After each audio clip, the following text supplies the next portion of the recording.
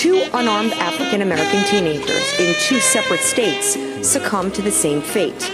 In Florida, Trayvon Martin was carrying candy when he was gunned down by neighborhood watch volunteer George Zimmerman. Marley Graham was standing in his bathroom when he was shot in the chest by a plainclothes narcotics officer who forced himself into the home without a warrant. The 18-year-old was not in possession of a gun or drugs. 2 months have passed and there have been no charges in connection with the killing. Until you begin holding those officers accountable, until when they commit certain acts, they actually go to jail or they lose their pensions, you're going to have a resistance because they feel sometimes that they can commit these acts with impunity, meaning that they know that other than a few headaches or hiccups, nothing is really going to happen to them. Critics claim that justice is rarely served when those who kill turn out to be U.S. police officers, in many instances leaving the very people entrusted with enforcing the law well protected when they violate it.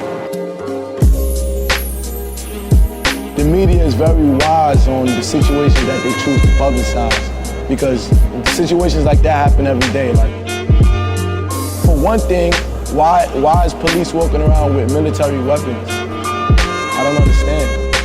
There's no way that a young man who's unarmed should have 2 shots in his head and 4 in his body.